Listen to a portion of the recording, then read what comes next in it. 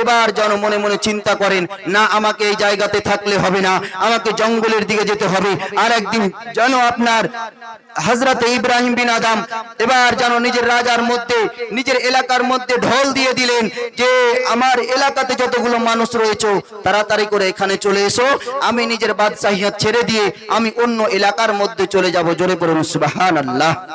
সুবহানাল্লাহ। মুআজ্জাজ সামিন ইকরাম, বাংলা দুটা ছন্দ গজল পছন্দ করেন তো বলবো? ভয় করি না জাহান্নামে,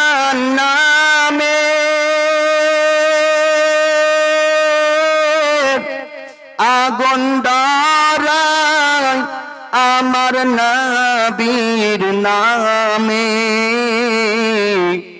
আগুন হবে ফুল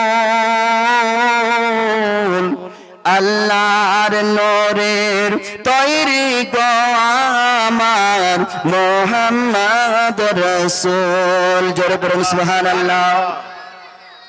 শুধু আপনাদেরকে আমি নিয়ে আসছি কিন্তু আপনারা চলে যাচ্ছেন। বর্তমান সময়েরও কিছু ফোন নিয়ে গজল শোনাবো আপনাদেরকে ছন্দ। ফোন ফোন ফোন ফোন করে মানুষ আছে ফোনে ডুবে, জানি না মন কাকে কখন সাজাবে সে সাজে। জোরে পড়ুন সুবহানাল্লাহ। আজকে এই ফোন নিয়ে আমরা মেতে রয়েছি। কবি নিজের ছন্দের মধ্যে সুন্দরভাবে বলতে আছেন, ফোন ফোন ফোন করে মানুষ আছে ফোনে ডুবে, জানি না মন কাকে কখন সাজাবে সে সাজে। রাতের ঘুমকে হারাম করে চ্যাটিং করে যায়, অবৈধ সম্পর্কে যুবক লিপ্ত হয়ে যায়। অবৈধ সম্পর্কে লিপ্ত হচ্ছে কিনা? রাত্রি 12টা আপনার দুর্গাপুর থেকে জীবনী করে বাড়ি চলে আসছিলাম, দেখছি অনেকগুলো ছেলে বসে বসে ফোনে হ্যালো, কেউ হয়তো ল্যাপের তলে শুয়ে শুয়ে বলছে হ্যালো। অবৈধ সম্পর্কে শুধু আজকে ব্যস্ত। এই জন্য নিজের ভাষাতে কবি বলছেন, রাতের ঘুমকে হারাম করে চ্যাটিং করে যায়, অবৈধ সম্পর্কে যুবক লিপ্ত হয়ে যায়। ইবাদত লাগে না ভালো লাগে না মন কাজে, জানি না মন কাকে কখন সাজাবে সে সাজে, জানি না মন কাকে কখন সাজাবে সে সাজে। সাজানো গুজানো কত সুখেরই সংসার, সাজানো গুজানো কত সুখেরই সংসার, ফোনেরই কারণে আজ হলো যে চরকার। লজ্জা শরম উঠে গেছে দেখো সব সমাজে, জানি না মন কাকে কখন সাজাবে সে সাজে, জানি না মন কাকে কখন সাজাবে সে সাজে, জানি না মন কাকে কখন সাজাবে সে সাজে। ফোন ফোন ফোন করে মানুষ আছে ফোনে ডুবে, জানি না মন কাকে কখন সাজাবে সে সাজে। আজকে এত সংসার, আপনার স্বামী গিয়েছে বিদেশে, কোথায়? আপনার ব্যবসা করার জন্য। স্ত্রী এইদিকে আজকে পরক্রিয়াতে ব্যস্ত, পরক্রিয়াতে অন্য যুবকের সঙ্গে কথা বলতে ব্যস্ত। আপনার ভরি ভরি আজকে খবরের মধ্যে শোনা যায় যে আজকে উম্মুক মহিলা, 2 ছেলের মা উম্মুক ছেলের সঙ্গে চলে গিয়েছে। হে মা বোনেরা, আপনাদেরকে আমি বলতে চাই, একটি মাসলা আপনাদেরকে আজকে বলে যাব, যেটা মাসলা আমাকে জিজ্ঞাসা করা হয়েছিল এক জায়গাতে। সেই মাসলাটা আজকে আপনাদেরকে বলে যাব যে আপনারা নাইটি পরে না মা বোনেরা? এখানে পরে কিনা ভাই? নাইটি পরে। এই নাইটি পরা জায়েজ না হারাম? এই নাইটি পরাও আজকে বলে যাব। শুনবেন তো? শুনবেন? একবার হাত উঠিয়ে বলেন তো ইয়া রাসূলুল্লাহ। সেলফি তুলতে গিয়ে কত যুবক মারা যায়, সেলফি তুলতে গিয়ে কত যুবক মারা যায়, সেলফি তুলতে গিয়ে কত যুবক মারা যায়। তবুও যুবক যুবতীরা পরোয়া করে না, ভাইরাল হওয়ার রিংটোন তাহার মনে শুধু বাজে, জানি না মন কাকে কখন সাজাবে সে সাজে।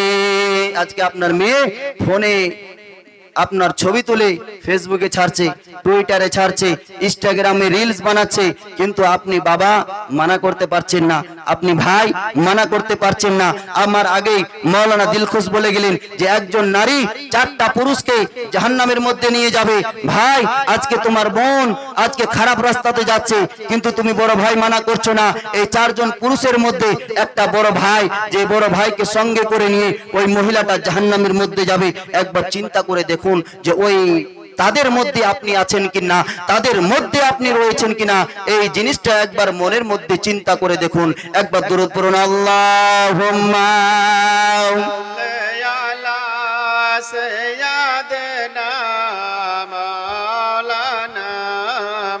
মুহাম্মাদ ওয়ালা আলি ওয়ালা আলি সাইয়্যিদিনা মাওলানা মুহাম্মদ সাল্লাল্লাহু তাআলা আলাইহি ওয়াসাল্লাম। হযরত ইব্রাহিম বিন আদম মনে মনে চিন্তা করতে থাকেন, এবার নিজের রাজত্বকে ছেড়ে দিয়ে মা একটু বাইরে চলে যান, বাইরে গিয়ে একটু চুপিয়ে নিয়ে আসুন। আপনার হযরতে ইব্রাহিম বিন আদম মনে মনে চিন্তা করতে থাকেন, এবার আমাকে নিজের রাজত্বকে ছেড়ে দেওয়ার পরে চলে যেতে হবে আমাকে জঙ্গলের মধ্যে যাওয়ার পরে। এবার যারা জঙ্গলের মধ্যে যাওয়ার পরে সেই জায়গাতে যাওয়ার পরে আমাকে যেন আল্লাহর ধ্যানে মগ্ন হয়ে যেতে হবে, আল্লাহ আল্লাহ করতে থাকতে হবে। হযরত ইব্রাহিম বিন আদম নিজের রাজা যেন আপনার দাঁড়িয়ে রয়েছেন। গ্রামের মানুষকে ডাকার পরে একটা যুবককে যেন আপনার নিজের রাজত্বকে সঁপে দিল। নিজের রাজত্বকে বাবা সঁপে দেওয়ার পরে আপনার যেন বাড়ি থেকে বেরিয়ে গেল। জঙ্গলের মধ্যে যাওয়ার পরে হযরত ইব্রাহিম বিন আদম যেন আল্লাহ আল্লাহ করেন, আল্লাহ আল্লাহ করেন, আর নবীর ভালোবাসায় জিক্র আজকার করতে থাকেন। বাবা জিক্র আজকার করতে করতে যেন আপনার সেই জায়গাতে যেন নিজের জিন্দগিকে অতিবাহিত করতে আরম্ভ করে দেয়।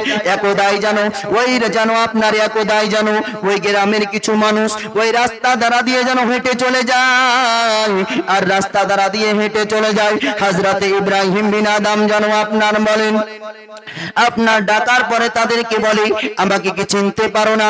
হযরত ইব্রাহিম বিন আদমের দাড়িগুলো বাবা বড় বড় হয়ে গিয়েছিল, চুলগুলো বড় বড় হয়ে গিয়েছিল, লিবাসটা যেন আপনার ফেটে গিয়েছিল। হযরত ইব্রাহিম বিন আদমকে বলে না না আপনাকে চিনতে পারি না গো, ও বাবা আপনাকে চিনতে পারি না। হযরত ইব্রাহিম বিন আদম বলেন তোমাদের গ্রামের মধ্যে আমি যেন একবার রাজা ছিলাম, আমার নাম হলো ইব্রাহিম বিন আদম। জোরে পড়ুন সুবহানাল্লাহ। চিনতে পারে না। হযরত ইব্রাহিম বিন আদম আল্লাহকে দেখে কতটা ভয় করেছে এটাই আপনাকে আমি বুঝাচ্ছি, আর আমরা কতটুকু আল্লাহকে দেখে ভয় করছি। আল্লাহ বলছেন ইয়া আইয়ুহাল্লাযিনা আমানুত্তাকুল্লাহ, হে ঈমানদার বান্দাগণ, যারা ঈমান আনায়ন করেছো, যারা এক আল্লাহকে বলে মেনে নিয়েছো তাদেরকে বলছি, যারা ঈমান নিয়ে এসেছো তাদেরকে বলছি তোমরা আল্লাহকে দেখে ভয় করো, এবং তোমরা ততক্ষণ পর্যন্ত মরিও না যতক্ষণ পর্যন্ত তোমরা পূর্ণ অঙ্গে ঈমানদার না হয়েছো, মুসলমান না হয়েছো, ততক্ষণ পর্যন্ত তোমরা মরিও না। জোরে পড়ুন সুবহানাল্লাহ। হযরত ইব্রাহিম বিন আদম এবার মনে মনে ভাবার পরে দেখার পরে হযরত ইব্রাহিম বিন আদমকে যখন দেখলো বলল যে তাহলে আপনি নিজের রাজত্বকে কিসের জন্য ছেড়ে দিয়েছেন? তো হযরত ইব্রাহিম বিন আদম বলেন যে আমি আল্লাহকে পাওয়ার জন্য দুনিয়ার ধন ও সম্পদ মাল সমস্ত জিনিসকে আমি ছেড়ে দিয়েছি। জোরে পড়ুন সুবহানাল্লাহ। আর আজকে আমরা দুনিয়া করে টাকা পয়সা কি করে সফলতা পাবো এই নিয়ে আজকে আমরা দুনিয়াতে পড়ে রয়েছি। কেউ হয়তো একতলা বাড়ি বানিয়েছে, মনে মনে চিন্তা করে 2 তলা বাড়ি কি করে বানাবো। কেউ 2 তলা বাড়ি বানিয়েছে, বলে 3 তলা বাড়ি কি করে বানাবো। নারে তাকবীর, নারে তাকবীর, নারে রিসালাত, নারে রিসালাত, উলামায়ে আহলে সুন্নাত, উলামায়ে আহলে সুন্নাত, নারে তাকবীর, নারে রিসালাত। মুসলমান যার জন্য আপনারা আকাঙ্ক্ষিত রয়েছেন সেই আপনার মুর্শিদাবাদ থেকে আগত হযরত, আপনারা এইভাবে একটু বসিয়েন না, একটু সামনে আসলে বাবা ভালো হয়। আমার আদত যে সামনের যদি আপনার মাজমাটা না ভরে তো ভালো লাগে না বাবা। একটু সামনে আসতে পারবেন না? কষ্ট যদি না হয়, কষ্ট হবে, সামনে আসলে একটু কষ্ট হবে, একটু আসলে খুব ভালো হয়। মুসলমান, হযরত ইব্রাহিম বিন আদম এবার যেন আপনার বলল যে আল্লাহকে পেয়ে বা আল্লাহকে নিয়ে আমরা কি পেয়েছি। তো শুনে নাও, হযরত ইব্রাহিম বিন আদমের কাছে একটা সুই ছিল বাবা, সুই বুঝেন তো, একটা সুই ছিল, সুই। ওই সুইটাকে নেওয়ার পরে আপনার হযরত ইব্রাহিম বিন আদম আপনার পানির মধ্যে ফেলে দিলেন। পানির মধ্যে ফেলে দেওয়ার পরে হযরত ইব্রাহিম বিন আদম বলেন যে হে মাছেরা, আমার যে সুইটা পানির মধ্যে পড়ে গিয়েছে ওই সুইটা তোমরা খুঁজে নিয়ে এসে দাও। জোরে পড়ুন সুবহানাল্লাহ। হযরত ইব্রাহিম বিন আদম বাবা যেমনই বলেছে, আপনার সঙ্গে সঙ্গে মাছগুলো যেন আপনার সেই বিল থেকে, মাছগুলো যেন আপনার সেই পুকুর থেকে আপনার সঙ্গে সঙ্গে সুইগুলো আপনার উঠিয়ে নিয়ে এসে দিয়েছেন। জোরে পড়ুন সুবহানাল্লাহ। সুবহানাল্লাহ। মুসলমান, তো এটা হচ্ছে আল্লাহর নেককার বান্দা। যে আল্লাহর নেককার বান্দার কথা বললাম, যাদের মাজারে গিয়ে আমরা সাজদা করি না, তাদের মাজারে গিয়ে আমরা জিয়ারত করি, তাদের কাছে আমরা ফরিয়াদ করি না যে আপনি এই জিনিসটা দেন, আমরা তাদের মাধ্যম নিয়ে আল্লাহকে বলি আল্লাহ এই আমি তো গুনেহগার, বদকার, সিয়াকার, ইনি হচ্ছেন আপনার নেককার বান্দা। আল্লাহ গো, এই ইনার নেক ওসিলা নিয়ে আপনার দোয়া করি, আল্লাহ আপনি আমার দোয়াটুকু কবুল করে নিয়ে, আমার বাচ্চা হয় না, কোনো মা বলছে আমার বাচ্চা হয় না, আমাকে আল্লাহ তুমি বাচ্চা দিয়ে দাও। কোনো বাপ বলছে যে আমি উম্মুক মুসিবতে পড়ে গিয়েছি, আল্লাহ গো এই বান্দার ওসিলা নিয়ে, মাধ্যম নিয়ে দোয়া করি মাওলা এই মুসিবত থেকে আমাকে পার করে দাও। আর এই রকম যদি আপনি দোয়া করেন ওসিলা নিয়ে, আল্লাহ রাব্বুল আলামিন বলছেন যদি তোমরা আমাকে পেতে চাও তাহলে তোমরা মাধ্যম তালাশ করো, তাহলে তোমরা ওসিলা তালাশ করো, কারণ ওসিলা না খুঁজলে তোমরা আমি আল্লাহকে খুঁজে পাবে না। জোরে পড়ুন সুবহানাল্লাহ। সুবহানাল্লাহ।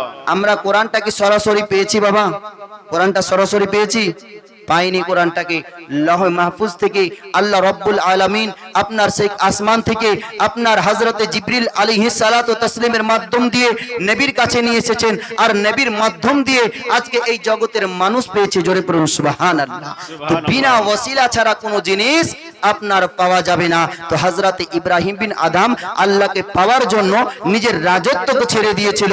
আর আজকে এই গ্রামের মা বোনদেরকে বলবো, আজকে এই গ্রামের আমার যুবক ভাইদেরকে বলবো, ভাইরা তোমরা এদিক ওদিক ঘোরাফেরা না করে এই পবিত্র মজলিস যাকে বলা হয়েছে রিয়াজুল জান্নাত, এই রিয়াজুল জান্নাতের মধ্যে এসে তোমরা বসে যাও। এই রিয়াজুল জান্নাতের মধ্যে এসে যদি তোমরা বসো, এই জায়গার মধ্যে যতক্ষণ তোমরা বসে থাকবে, এই জায়গার মধ্যে আল্লাহ এবং আল্লাহর রহমত আপনার বর্ষিত হতে থাকবে। জোরে পড়ুন সুবহানাল্লাহ। সুবহানাল্লাহ। মাদ্দা সামিন ইকরাম। তো আমি যে আয়াত তেলাওয়াত করেছিলাম, আল্লাহ রাব্বুল আলামিন বলেন যে তোমরা আমাকে দেখে ভয় করো। আর দুই একটি কথা বলে আমার বক্তব্যকে ইতি করে দেব। হযরত 2-1 মিনিট আপনার বলতে আছে যে কিয়ামতের দিন, কিয়ামত কাকে বলে জানেন তো? কাকে বলে বলেন তো? আপনাদের গ্রামে জলসা হয়? হয়। বছরে কয়বার? বছরে একবার। কিছু কথা যদি জিজ্ঞাসা করি বলতে পারবেন তো? ওলামা ইকরাম কিন্তু বলেছেন জলসাতে। আজকে আমাদের এই মাহফিলগুলোর অবস্থা কি হয়েছে জানেন? যে শুধু আজকে আমরা হয়তো আপনার বক্তাকে দেখে পাগল, কেউ হয়তো সুরের পাগল, আর কেউ হয়তো আপনার বক্তা যেই কথাগুলো আপনাকে বলছে সেই দিকে আমরা মাইন্ডই করি না। আপনার গজল বেশি করে পড়লে এটাই বেশি ভালো।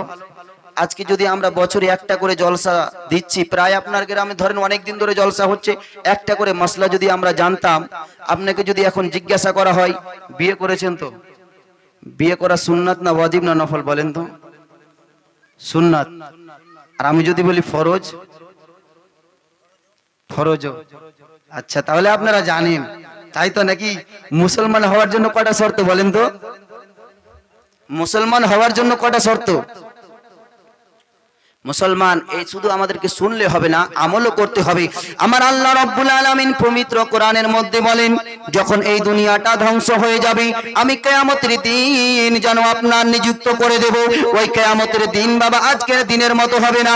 ওই কিয়ামতের দিনটা আজকে বাবা সূর্যটা অনেক দূরে রয়েছে, সেই সূর্যের তাপ বাবা আমরা বরদাস্ত করতে পারি না। সূর্যের তাপ যেন বরদাস্ত না করতে পেরে বাড়ির মধ্যে ফ্যান লাগিয়ে দিয়েছি, বাড়ির মধ্যে বাবা এসি লাগিয়ে দিয়েছি, বাড়ির মধ্যে ফ্রিজ কিনে নিয়ে এসেছি। কেন? যে আপনার গরম যেন সহ্য হয় না। গরমের সময় যেন বাবা আমরা রোজা রাখার পরে ক্লান্ত হয়ে যাই, এবার যেন ফ্রিজের পানি পান করার জন্য আমরা যেন বসে যাই। কিন্তু মুসলমান যেই দিন কিয়ামতের দিন দিন সূর্যটা বাবা এক হাত দূরে রইবে, এক হাত দূরে। আজকে সূর্য নিজের একটা মুখকে খুলেছে, সেই দিন সূর্য যেন আপনার যতগুলো তার মুখ রয়েছে সমস্ত মুখগুলোকে আপনার খুলে দেবে। ওই সূর্যের তাপের বাবা, ওই সূর্যের তাপ, ওই সূর্যের তাপের যেন আপনার জমিনটা যেন আপনার তামা হয়ে যাবে, আসমানটা তামা হয়ে যাবে। এই মুসলমান, সেই দিন আমরা গরম যেন সহ্য করতে পারবো না। আজকে ফ্যান লাগিয়ে দিয়েছি, সেই দিন ফ্যানের ব্যবস্থা নাই। আজকে বাড়িতে এসি লাগিয়ে দিয়েছি, আর আপনার কিয়ামতের দিনে এসির ব্যবস্থা নাই। সেই দিন যখন আমরা নিজের ঘামগুলো আপনার চুয়ে চুয়ে মাথা থেকে আপনার বয়ে যাবে। যার যতটা গুনাহ হবে, কাউরির হাঁটু পর্যন্ত, কাউরির বুক পর্যন্ত, কাউরির মাথা পর্যন্ত বাবা। আর আপনার গ্রামের মধ্যে দেখেন, যখন আপনি সাঁতার কাটেন, কেউ যেন নিজের ঘামগুলোতে বাবা সাঁতার কাটতে থাকবে। বরদাস্ত করতে পারবো না আমরা বরদাস্ত করতে পারবো না। যখন আমরা বরদাস্ত করতে না পেরে একটা আগুন যখন শটে, আপনাদেরকে আমি সারছি, একটা আগুন আমাদের দিকে যখন আপনার আসবে, সেই আগুনটাকে আমরা বলবো যে আমরা দুনিয়ার মধ্যে নামাজ পড়েছি, নামাজের ওসিলা দিচ্ছি, দূরে চলে যাও। আমরা রোজা রেখেছি, রোজার ওসিলাতে দোয়া করছি, সেই আগুনটাকে বলবে। কিন্তু আপনার সেই আগুনটা যেন আপনার দূরে যাবে না, ওই আপনার জাহান্নামের আগুনটা যেন আমাদের আরো সন্নিকটে আসতে থাকবে। বাবা আনোয়ারুল বায়ান কিতাবের নাম, কিতাবের মধ্যে লিখছে, কিতাবের রাইটার আপনার লিখতে আছে যে আপনার ওই আগুনটা যখন আমাদের কাছে আসবে, ওই আগুনের তাপ যখন আমরা বরদাস্ত না করতে পারবো, ওই কিতাব আপনার ওই আগুনের তাপকে বরদাস্ত না করতে পেরে আল্লাহর কাছে দোয়া করব, মাওলা গো ওই আগুনের তাপকে আমরা আর বরদাস্ত করতে পারি না, মাওলা ওই আগুনের তাপকে একটু আপনি দূরে সরিয়ে দেন, ওই আগুনের তাপটাকে একটু দূরে সরিয়ে দেন। যখন আমরা হাও মাও করে বাবা কান্না করব, ওই কিয়ামতের দিনে আমাদের দুই চোখ দিয়ে যখন ঝরঝর করে পানি বয়ে যাবে, আমরা যখন আপনার অশান্তিতে পড়ে যাব, সেই সময় আমার বিশ্ব নবী নিজের সাজদাকে, নিজের মাথাকে সাজদায় নত করে দিবেন, নিজের কপালখানাকে জমিনের মধ্যে রেখে দিয়ে আমার নবী আল্লাহর কাছে দোয়া করতে থাকবেন, মাওলা গো আমার গুনাহগার উম্মতগুলো ওই আগুনটাকে বরদাস্ত করতে পারে না গো মাওলা, আপনার কাছে দোয়া করি মাওলা ওই আগুনটাকে দূরে সরিয়ে দাও। আমার আল্লাহ রাব্বুল আলামিন জিবরিল ফেরেশতাকে বলবে, জিবরিল ফেরেশতা যাও যাও, দেরি করো না জিবরিল, এই এক পেয়ালা পানি নিয়ে যাও, এক পেয়ালা পানি নিয়ে যাও। এই পানিটাকে নিয়ে যাবার পরে, আবার এই পানিটাকে নিয়ে যাবার পরে ওই আগুনের দিকে ছুঁড়ে মেরে দেবে, ওই আগুনের দিকে মেরে দেবে।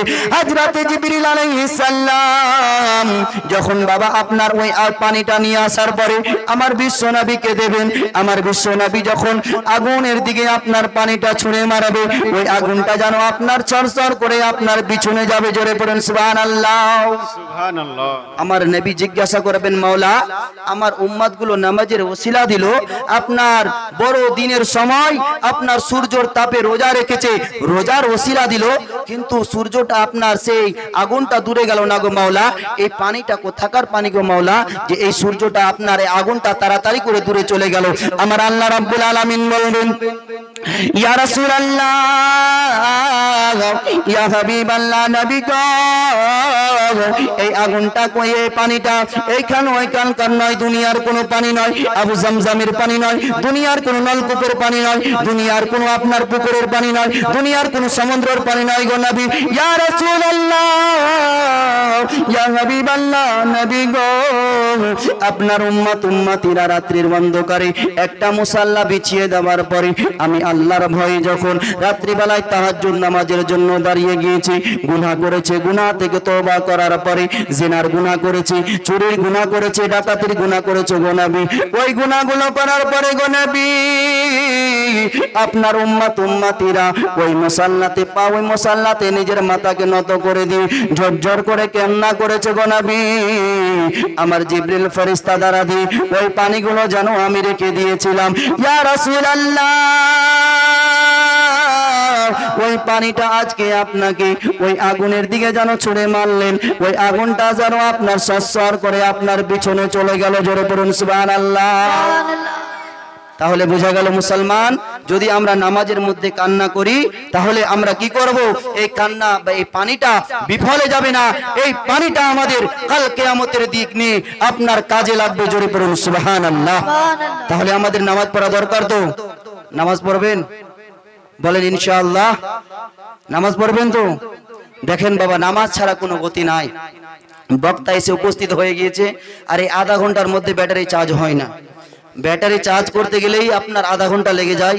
3 ঘন্টা 4 ঘন্টা যখন জীবনী করি তখনই একটু ভালো বুঝাতে পারি। এই কয়েক মিনিট সময়ে আপনাদেরকে ভালোভাবে আমি বুঝাতে পারলাম না। কিন্তু মুসলমান ইনশাআল্লাহুল আজিজ, কোনোদিন যদি আপনাদের এই দায়ারে মুস্তাফাতে আপনাদের ওলামায়ে কেরামগণের মহাব্বত, আপনাদের ভালোবাসা যদি পাই, ইনশাআল্লাহুল আজিজ যখন এই ফকির মাওলানা মঈনুল ইসলাম আশরাফিকে ডাকবেন, ইনশাআল্লাহুল আজিজ সবাই আপনারা আমাকে পেয়ে নেবেন ইনশাআল্লাহুল আজিজ। তো যেই কথাটা বাবা আমি বললাম যে মা বোনেরা আপনার কি পড়তে পারে কিনা, কি বললাম বলেন তো? নাইটি পড়তে পারে কিনা? কিতাবের মধ্যে বলা হয়েছে পড়তে পারবে। আপনারা আজকে দেখবেন যে কাপড় পরে যখন আপনার বাড়ির লোক বা আপনার বাড়ির স্ত্রী যখন, বাড়ির মেয়ে যখন কাপড় পরে, যদি পিঠ ঢাকতে যায় পেট দেখা যায়, পেট ঢাকতে গেলে পিঠ দেখা যায়। একটা কথা আছে আমাদের বাদিয়া ভাষায়, আমি কিন্তু বাবা বাদিয়া কথা বুঝতে পারছেন তো? আমার ভাষা বুঝতে পারছেন? আমাদের ভাষা কিন্তু একটু আলাদা। বলা হয়েছে কিসি দেশ কা গালি তো কিসি দেশ কা বলি, বুঝতে পারলেন তো? তো পেট ঢাকতে গেলে পিঠ দেখা যায়, পিঠ ঢাকতে গেলে পেট দেখা যায়। মুসলমান তো কাপড় যখন আপনি পরবেন, তো কাপড় পরতে গেলে কিন্তু আপনার কাপড়টা এইটুকু আসবে। আর আজকালকার মা বোনেরা ব্লাউজ পরবে কোথায় থেকে? এখান থেকে। লজ্জার কথা নয়, আজকে আপনাকে শিক্ষার কথা আমি বলে যাচ্ছি। মুসলমান ব্লাউজ পরলেও আপনাকে মা বোনদেরকে এই পর্যন্ত পড়তে হবে। মুসলমান আজ পর্যন্ত কোনো স্টেজে যাবার পরে হাসি মজাকের কথা কোনো আজকে আমি বলিনি। আর ইনশাআল্লাহুল আজিজ আল্লাহর কাছে দোয়া করি কোনোদিন যেন স্টেজে গিয়ে এই মতো কোনো কথা আমাকে যেন বলতে না হয়। মুসলমান তো এই নাইটি যখন আপনি পরবেন, খেয়াল রাখতে হবে যে নাইটিটা যেন আপনার হতে হয় ফুল হাত, এটা ইসলামে পরা জায়েজ রয়েছে। এবং নাইটি যদি আপনি পরেন তো এই নাইটিটা যেন আপনার জালের মতো কাপড় না হয়। আপনার কিছুদিন আগে একটা ফরক উঠেছিল, ঝিলিক ফরক, শুনেছিলেন তো? সিরিয়ালে মা বোনেরা ফরক দেখছে, সিরিয়ালে মা বোনেরা কাপড় দেখছে আর বলছে উম্মুক সিরিয়ালে উম্মুক কাপড় দেখলাম, এই কাপড়টা আমাকে নিয়ে এসে দিতে হবে। বাবারাকে বলে কিনা? আপনাদের এদিকে বলে না মনে হয়, আমাদের দিকের কথা বলছি। এই জন্য তো কোনো কবি নিজের ভাষায় বলছেন, কি করে বলি মা বোন না বলে তো উপায় নাই, কি করে বলি মা বোন না বলে তো উপায় নাই। সংসার ধর্ম শেষ করিল, সংসার ধর্ম শেষ করিল এক স্টারি জলসায়, কি করে বলি মা বোন না বলে তো উপায় নাই। 7টার ইশারা আজান হয়ে যাচ্ছে, তাও আপনার চলছে সিরিয়াল। ছোট্ট একটা মেয়ে বাড়িতে আছে, মেয়েকে বলছে তুমি পড়তে বসো, আমি দেখছি সিরিয়াল। তো সেই মেয়েকে পড়তে বসে বাবা, মা বলে ও মামুনি পড়তে এবার বসো না। মেয়ে এবার বলছে চুপ করো মা, দেখছি এখন বোঝে না, সে বোঝে না। আরে লেখা পড়া না করিলে, আরে লেখা পড়া না করিলে এভাবে কি চলা যায়, কি করে বলি মা বোন না বলে তো উপায় নাই। সংসার ধর্ম শেষ করিল এক স্টারি জলসায়, কি করে বলি মা বোন না বলে তো উপায় নাই। তো নাইটি যখন আপনি পরবেন এখান থেকে নিয়ে এই পায়ের এই নিচ পর্যন্ত আপনাকে পড়তে হবে। এই জন্য যে আপনার মাথা থেকে নিয়ে পা পর্যন্ত মা বোনদের হচ্ছে পর্দা। এমনকি বলা হয়েছে কিতাবের মধ্যে যে মা বোনেরা এত আস্তে কথা বলবে যে তাদের কথাটাও হচ্ছে তাদের জন্য পর্দা। জোরে পড়ুন সুবহানাল্লাহ। আর আপনার ঘরের আমাদের দিকে মহিলারা, আপনার স্বামী যদি বলে মাঠ থেকে আসার পরে যে হে আপনার যখন বাইরে থেকে আসলো, মাঠ থেকে হাল বুঝেন তো, হাল বেয়ে যখন আসলো জমি থেকে হাল বার আসার পরে এবার বলছে যে হে বিউটির মা এক গ্লাস পানি ঢেলে দাও। তো বলছে ওইখানে কলসি তুমি ঢেলে খাও। আসতে নয় আবার জোরে, যেন পুরো গ্রামের মানুষ শুনতে পায়। কি না মা, এরকম স্বামীকে বললে হবে না। স্বামীর সঙ্গে যদি তুমি মহব্বত করো, স্বামীও তোমার সঙ্গে মহব্বত করবে। মা যা স্বামী ইকরাম বেরাদারানি মিল্লাত ইসলামিয়া বলার বক্তব্য হলো এটাই মা, যে আপনাকে লজ্জিত করার জন্য আমি এখানে আসি নাই, আপনাকে সজ্জিত করার জন্য এখানে এসেছি। আপনাকে কিছু কথা বলে যেন আপনি ইসলামের দিকে আসেন, যেন আপনি পর্দার দিকে আসেন, এই জন্য এখানে এসেছি। মা যা স্বামী ইকরাম, আল্লাহ রাব্বুল আলামিন বলেন ইয়া আইয়ুহাল্লাযিনা আমানুত্তাকুল্লাহ, হে ঈমানদার বান্দাগণ তোমরা আল্লাহকে দেখে ভয় করো এবং তোমরা